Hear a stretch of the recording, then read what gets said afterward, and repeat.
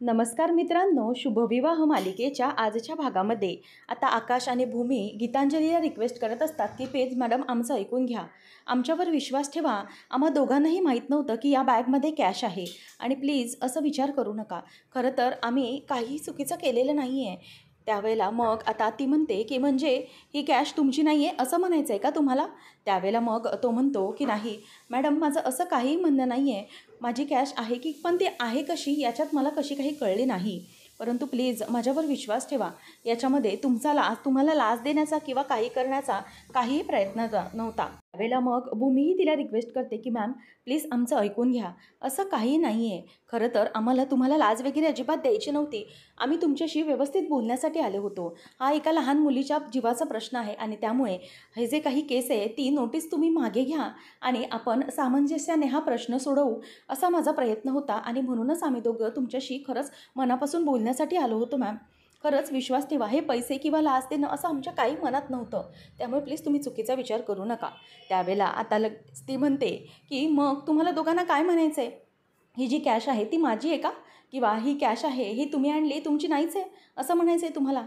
परंतु तुम्ही हे जे काही करताय ना ते खूप चुकीचं आहे. खरं तर मीही विचार केलाच होता. सामंजस्याने बोलण्यासाठी मीही तुम्हाला आतमध्ये बोलवलं होतंच ना. तुमची अपॉइंटमेंट नव्हती तरीही मी तुम्हाला आतमध्ये येण्याची संधी दिली आणि माझ्याशी बोलण्याची संधी दिली. ती यासाठी दिली होती कारण एका लहान मुलीच्या जीवाचा प्रश्न होता. परंतु तुम्ही ती संधी गमावलात आणि जे काही केलं ते अत्यंत चुकीचं केलं माझ्याबरोबर. त्यामुळे तुम्ही मला जे काही बोललात ते चुकीचं बोललात. तेव्हा लगेच भूमी म्हणते की मॅडम हे बघा, काय ना तुम्ही एक नामवंत वकील आहात, एकदम हुशार वकील आहात. त्यामुळे समोर जे काही दिसतंय त्याच्यावर डोळे झाकून विश्वास न ठेवता जे काही तुम्हाला कळतंय, ज्या बुद्धीला पटतंय त्याप्रमाणेच तुम्ही वागाल, बरोबर ना? मग प्लीज तुम्ही या गोष्टी समजून घ्या ना. तेव्हा आता लगेच गीतांजली म्हणते की तुम्हाला काय म्हणायचं आहे? म्हणजे मी जे काही करते ते चुकीचं करते आणि आता तुम्ही मला वकिली करायला शिकवणार आहात का? त्यावेळेला भूमी म्हणते की नाही मॅडम, माझ्या म्हणण्याचा तसा उद्देश नव्हताच. परंतु गीतांजली म्हणते की आता ना मला तुमच्याशी काहीच बोलण्याची इच्छा नाही आहे. तुम्ही आता तुमचं जे काही म्हणणं आहे ना ते कोर्टात मांडा, निघा, असं ती त्यांना बोलते. तर इथे रागिनी चवताळून उठलेली असते. ती म्हणते की अरे लवकरात लवकर काहीतरी संत्या कर. अरे तुला कळतंय का, ती नर्स आणि तिचा नवरा हे दोघंजणही आपल्यासाठी खूप रिस्की आहेत. ते दोघंही असेच जर आपल्याला सोडून बाहेर फिरत राहिले तर आपल्या जीवावरती टांगती तलवार आहे. तुला कळतंय की नाही? अरे मला कळतंय तू ते शोधण्याचा प्रयत्न करतोस, परंतु तरीही ते दोघं लवकरात लवकर आपल्या तावडीत सापडले पाहिजेत. आता त्या दोघांनाही कळून चुकलं आहे की आपण त्यांच्या जीवावर उठलो आहे म्हटल्यावर ते त्या भूमीचा आधार घेण्याचा प्रयत्न करतील. त्या भूमीला सगळं नाव सांगण्याचा माझा प्रयत्न करतील. जर तिने पोलिसांकडे आणि त्या भूमीकडे माझ्या विरोधात तोंड उघडलं तर आपण संपू, कळतंय का तुला? अरे ही रिस्क आपल्यासाठी अजिबात योग्य नाही आहे. त्यामुळे लवकरात लवकर ती नर्स आणि तिचा तो नवरा आपल्या ताब्यात आलाच पाहिजे. असं काहीतरी कर. हो मला कळतंय तू प्रयत्न करतोयस, परंतु तरीही तुझे प्रयत्न कुठेतरी कमी पडत आहेत ना. लवकरात लवकर तुझे सोर्सेस वापर आणि त्यांना आपल्या ताब्यात घेऊन ये. काही झालं तरीही त्या सगळ्या गोष्टी आपल्याकडे आल्या पाहिजेत. अरे हो बाबा, विश्वास आहे तुझ्यावर, पण जर घात झाला तर काय ते तुझ्या विश्वासाचं लोणचं घालायचं आहे का? लवकर आवर, शोध, लवकरात लवकर शोध. आणि हो आता मला जास्त काळ वेळ नाही आहे, तू पटापट शोधायला घे त्यांना, असं म्हणून आता ती फोन ठेवून देते आणि वैतागलेली असते. तेवढ्यात पौर्णिमा दरवाजात येते आणि म्हणते की आहेच का ही टांगती तलवार अजून डोक्यावर? असं विचारल्यावरती आता रागिनी हो असं फक्त बोलते आणि पौर्णिमा ही पुढे चालत चालत येते आणि म्हणते की आई काय झालं आहे? म्हणजे आता काही टेन्शनची गोष्ट आहे का? म्हणजे तेव्हा लगेच रागिनी म्हणते की हो तसं टेन्शनच आहे आणि रिस्कच आहे डोक्यावर, कारण ती नर्स आणि तो तिचा नवरा हे आपल्या तावडीतून सुटले आहेत. परंतु आता काय करायचं ना ते काहीच कळत नाही आहे. ते सोड, जाऊ दे.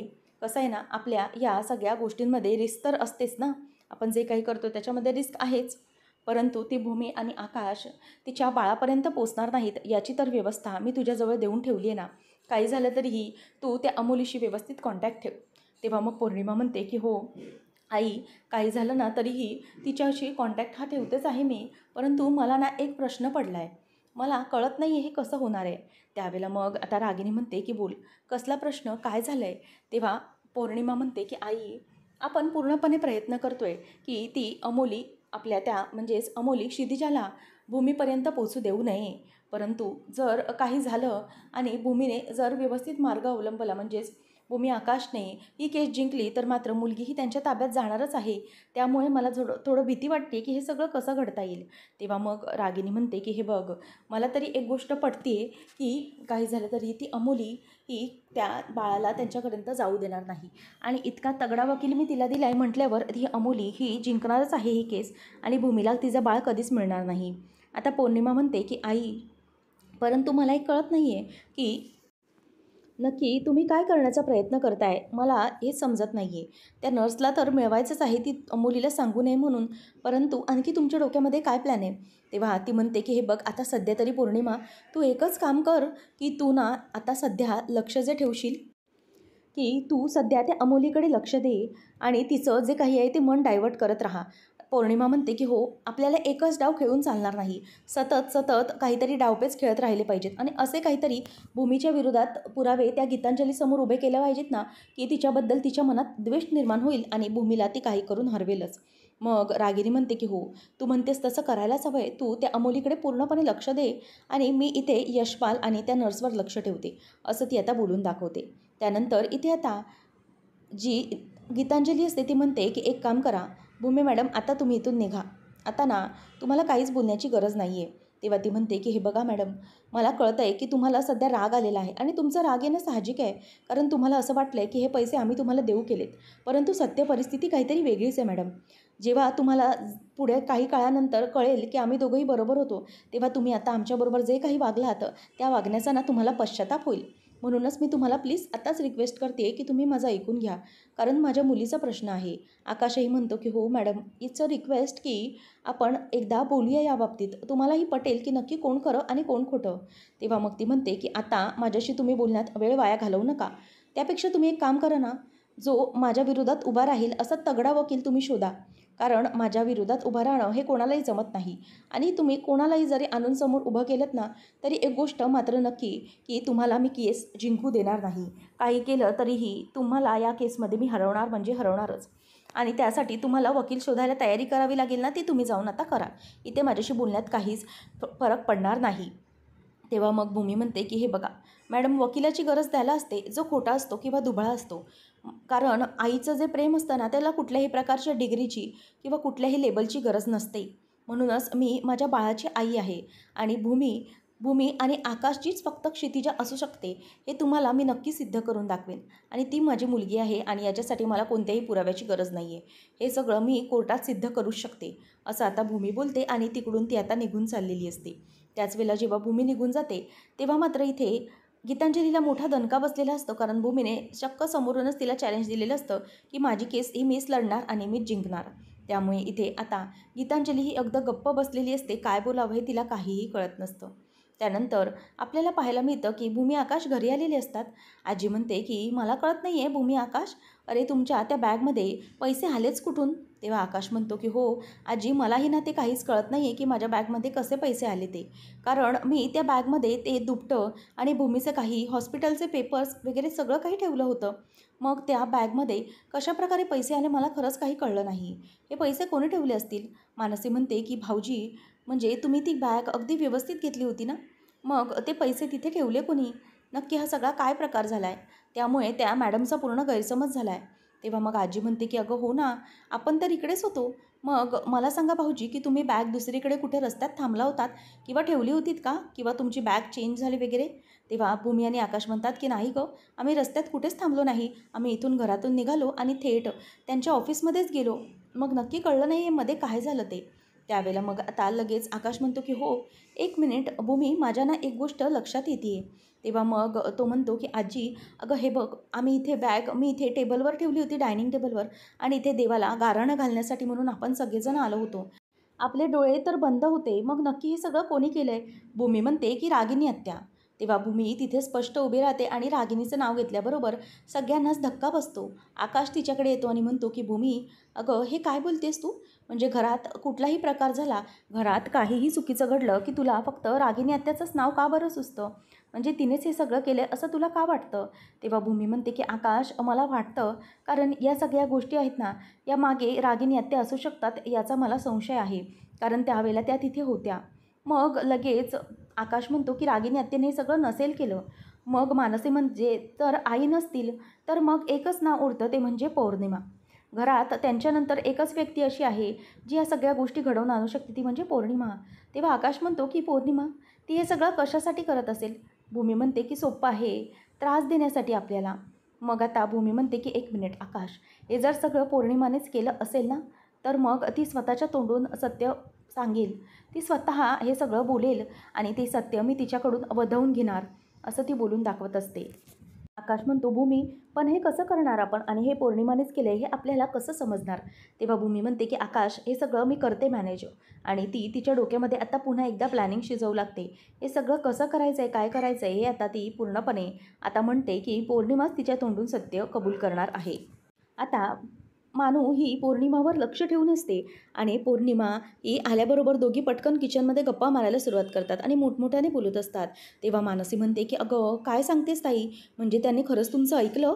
तेव्हा ती म्हणते की हो ऐकलं अगं खरं, कारण आमचं बोलणं तसं जेन्युइनच होतं ना, आणि आमच्या बॅगमध्ये ती कॅश होती परंतु दुपटं नव्हतं. म्हणून काय झालं, त्यांना आम्ही कन्व्हिन्स केलं की खरंच आमचा तुम्हाला पैसे देण्याचा हेतू नव्हता. शिवाय त्यांच्याशी आमचं बोलणं झालं. आमच्याकडे मोबाईलमध्ये जे काही क्षितिजाबद्दलचे पुरावे होते ते सगळे आम्ही त्यांना दाखवले. शिवाय गायकवाड सरांशी बोलणं करून दिलं. मग काय, त्यांना विश्वास ठेवण्याशिवाय दुसरा पर्यायच नव्हता. तेव्हा मनू म्हणते की ताई खरंच खूप मोठी गोष्ट घडली, खरंच खूप चांगलं झालं की त्यांनी तुमच्यावर विश्वास ठेवला. मग भूमी म्हणते की हो अगं, विश्वास ठेवावाच लागणार होता ना, कारण जे काही घडलं आहे त्यामध्ये आमची काही चूक नाही आहे हे तिला लक्षात आलं. आणि शिवाय माझे आणि क्षितिजाचं जे काही कनेक्शन आहे त्यांना मी पटवून दिलं ना मातृत्वाचं, त्यामुळे त्यांना पूर्णपणे खात्री पटली की ही आमचीच मुलगी, आणि म्हणून त्या केस मागे घ्यायला तयार झाल्या आहेत. आता पौर्णिमा ही हे सगळं ऐकते आणि म्हणते की बापरे, हे काय घडलं, म्हणजे या बाईने केस मागे घेतली की काय. म्हणून आता पौर्णिमा ही घाबरत घाबरत तिथून पळ काढते आणि मानसी हळूच जाऊन बघते तर पौर्णिमा निघून गेलेली असते. भूमी म्हणते की बघितलं, मी तुला सांगितलं ना, ही पौर्णिमाच या सगळ्याच्या मागे आहे, कशी पटकन निघून गेली ते. आता त्या दोघीही तिचा पाठलाग करण्याचं ठरवतात. अमोलीला रूममध्ये येऊन पौर्णिमा फोन लावते आणि म्हणते की अमोली अगं काय झालं, मला असं ऐकण्यात आलं आहे की ती मॅडम आकाशभूमी बोलले. तेव्हा ती म्हणते की हो अगं, आकाशभूमी बोलले तिच्याशी. मग ती म्हणते की का बोलू दिलं. अगं खरं तर या सगळ्या गोष्टींमध्ये मी किती मेहनत करत होते. त्यांच्या बॅगमध्ये ते दुपटं आणि ते पेपर्स काढून मी त्याच्यामध्ये कॅश टाकली होती. मग ते कसं काय त्यांनी ऐकलं, त्यांना का कळलं नाही की लाच देण्याचा प्रयत्न करतात वगैरे. हे सगळं मी स्वतःच्या हाताने केलं आणि मग ते सगळं पाण्यात गेलं की काय, मला उत्तर दे, असं ती बोलत असते. त्यावेळेला भूमी मागून येते आणि म्हणते की एक मिनिट, मी देते तुला उत्तर. आता भूमीचाही आवाज अमोलीने ऐकलेला असतो, म्हणून ती तिकडून समोरून पटकन फोन कट करून टाकते. त्याच वेळेला आता इथे अमोलीचं म्हणजे बोलणं झाल्यानंतर पौर्णिमा घाबरते की आता भूमीने माझं सगळं बोलणं ऐकलं आहे. आता भूमी, आकाश त्याचप्रमाणे मानसी तिघा जणांनीही पौर्णिमाला अगदी रेड हँड पकडलेलं असतं. तर इथे एक माणूस असतो, एक मेडिकलवाला असतो, जो फार्मासिस्ट हा इथे यशपालला भेटायला बोलवतो आणि म्हणतो की तुझ्याकडे अगदी महत्त्वाचं काम होतं. तेव्हा यशपाल म्हणतो की बोल, काय काम होतं रे बाबा, म्हणजे इतकं महत्त्वाचं होतं म्हणजे तू मला बोलवून घेतलंस, नक्की काय आहे. कालच तर तुझ्याकडून औषध घेऊन गेलो होतो. तेव्हा तो म्हणतो की अरे त्याचबद्दल तुला मला सांगायचं आहे जरा. काल तू माझ्याकडून औषध घेऊन गेलास ना, त्यानंतर एक माणूस आला होता तुझ्याबद्दल मेडिकलमध्ये चौकशी करायला, म्हणजे तू कोणते औषधं घेतोस, काय घेतोस, हे सगळं तो विचारत होता. तेव्हा यशपाल म्हणतो की माझ्याबद्दल, माझ्या मेडिसिन्सबद्दल चौकशी, नक्की कोण होता तो. तेव्हा तो म्हणतो की अरे मला माहिती नाही आहे, ॲक्च्युली मी त्यावेळेला नव्हतो तिथे मेडिकलमध्ये, माझा एक पोरगा होता, त्या पोरग्याजवळ त्याने चौकशी केली आणि त्याला त्यांनी सगळं काही विचारलं, म्हणजे तू कोणत्या प्रकारचं मेडिसिन्स घेतोयस, तुला कुठला त्रास आहे, हे सगळं काही त्याला विचारलं. मग यशपाल म्हणतो की मग काय, सगळं सांगून टाकलं का त्याने. तेव्हा तो म्हणतो की हो, माझ्या मुलाने सगळं सांगून टाकलं, कारण त्याला थोडीच माहीत होतं की कशाबद्दल, आणि त्याने तर सांगितलं की तू त्याला ओळखतोस म्हणून आणि तुमची चांगली ओळख आहे असं सांगून त्याने माहिती काढून घेतली रे. तेव्हा मग लगेच तो म्हणतो की अच्छा, म्हणजे सगळी माहिती सांगितली आहे तर. त्यावेळेला आता लगेच तो म्हणतो की हो सांगितली अरे सगळी माहिती, मी त्यावेळेला नेमकं तिथे नव्हतो म्हणून हा सगळा प्रॉब्लेम झाला आहे. त्यानंतर आता यशपाल हा पूर्णपणे घाबरतो. तेव्हा तो मुलगा सांगतो की बरं एक काम कर, जो CCTV फुटेज आहे ना, त्या CCTV फुटेजमधून मी त्या मुलाचा फोटो काढून घेतला आहे, आता बघ, हा बघ, हाच आहे का तुझ्या ओळखीचा, ते मला जरा बघू दे. तेव्हा मग यशपाल हा त्याचा फोटो बघतो आणि मनातच म्हणतो की अरे हा तर रागिनीचा राईट हँड संत्या आहे, तिला सगळी इन्फॉर्मेशन पोचवत असतो हा, मग हा माझी माहिती काढण्यासाठी म्हणून आला होता का. त्यावेळेला मग इथे आता तो मेडिकलवाला विचारतो की अरे बाबा बघ, हाच आहे ना तो, म्हणजे हा ओळखतोय ना नक्की तुला, की नक्की तुझ्या बाबतीतली काही माहिती वगैरे काढण्याचा प्रयत्न करत होता. त्यावेळेला मग आता तो फोटो दाखवल्यावरती इथे यशपालच्या पूर्णपणे लक्षात आलेलं असतं की हो, हाच आहे तो आणि हाच आहे संत्या, ज्याने माझ्याबद्दल माहिती काढण्याचा प्रयत्न केला होता. आता यशपाल मात्र पूर्ण घाबरतो. या रागिणीला माझी सगळी हिस्ट्री समजली, म्हणजे माझ्यावर पूर्ण वॉच ठेवते आणि माझ्या बाबतीतली सगळी हिस्ट्री शोधून काढते मला संपवण्यासाठी. तेव्हा मग लगेच तो मित्र विचारतो की बरं सांग, ओळखतोयस ना नक्की, की काही प्रॉब्लेम आहे, काही तुझ्या मागे वगैरे लागले असं काही? तेव्हा मग यशपाल म्हणतो की नाही नाही रे, ओळखतो मी याला, चांगलंच ओळखतो. कारण ना याला मी मागे सांगितलं होतं, परंतु त्याने तिथे चौकशी करण्यासाठी आला असेल. ठीक आहे, जाऊ दे, काहीच प्रॉब्लेम नाही आहे.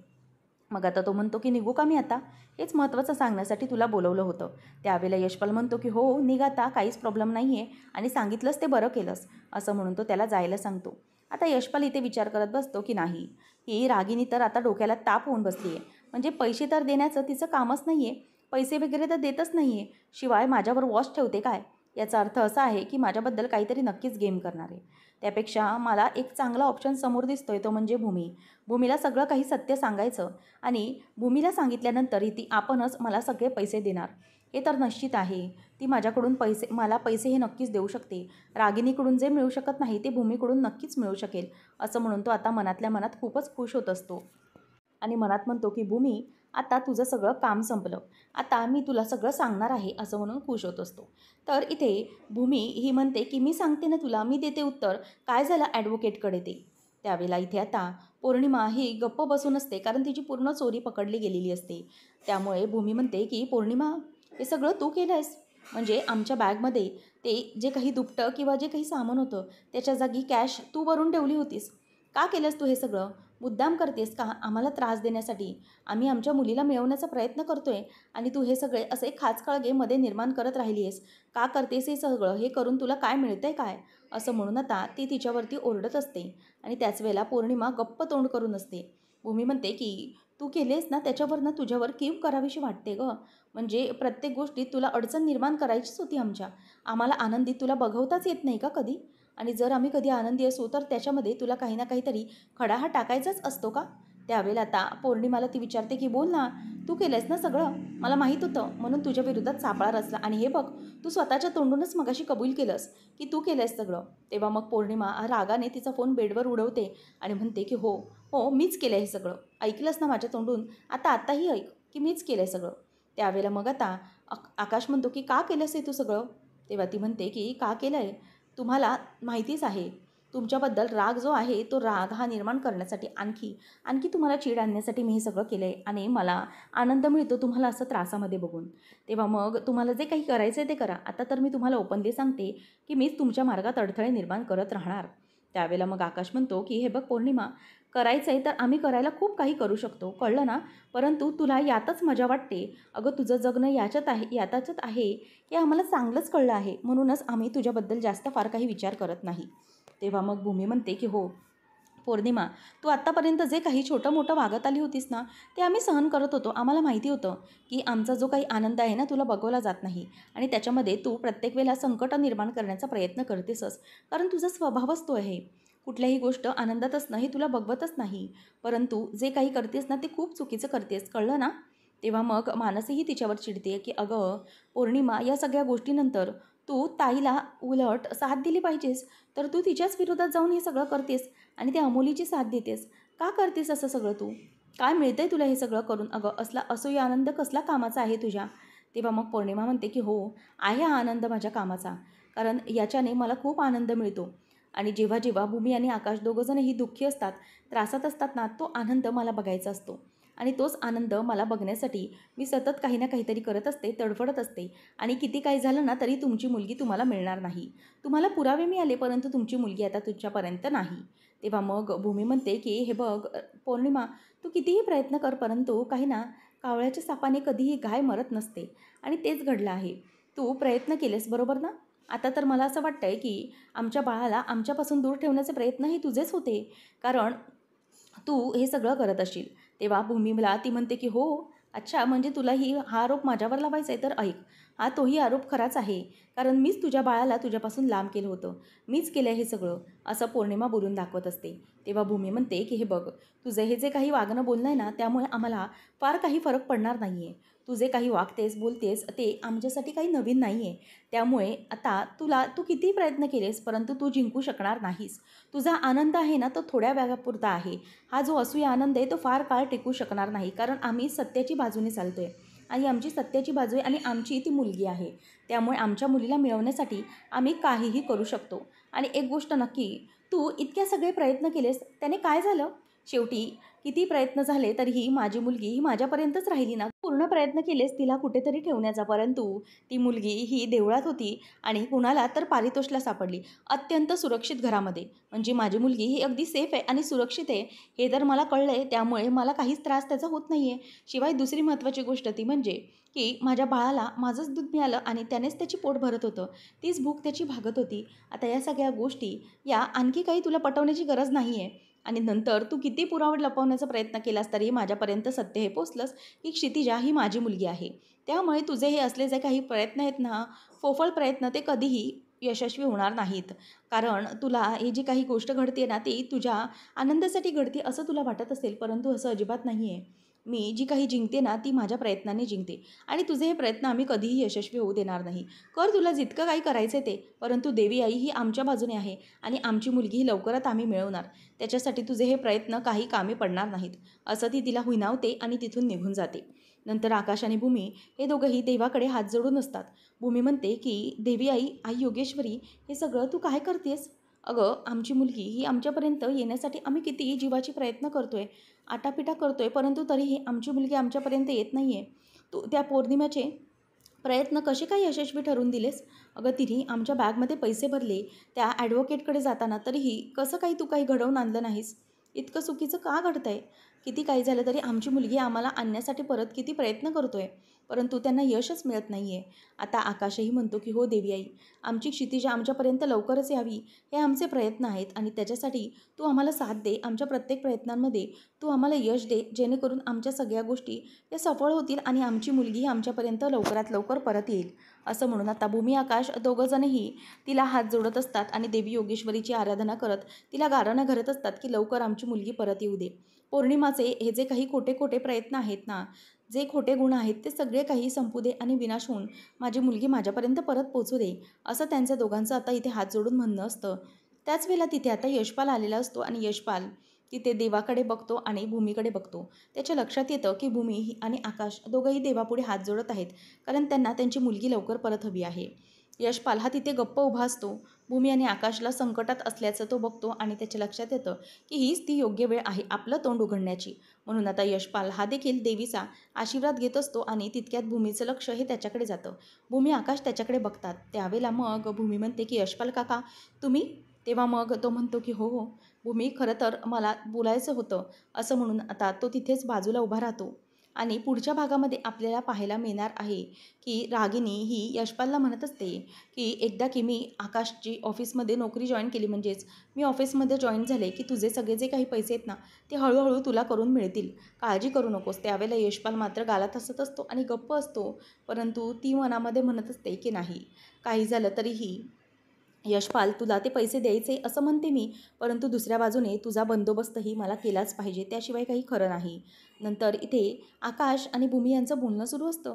भूमी म्हणते की आकाश, तुला असं वाटत नाही आहे का की यशपाल काकांना आपल्याला काहीतरी सांगायचं होतं, ते आपल्याला काहीतरी सांगण्याचा प्रयत्न करत होते ना, असं वाटत होतं मला, असं ती म्हणत असते. त्यानंतर इथे ॲडव्होकेट गीतांजली ही अमोलीशी बोलत असते आणि तिला बोलते की ह्या सगळ्या ज्या तुम्ही काही गोष्टी सांगितल्यात तुमच्या मुलीच्या बाबतीत, यातली एकही गोष्ट जर खोटी निघाली असं मला माहीत पडलं, तर त्या क्षणी त्यावेळेलाच मी तुमची ही केस सोडून दिलेली असेल, असं ठमद्या आणि लक्षात ठेवा.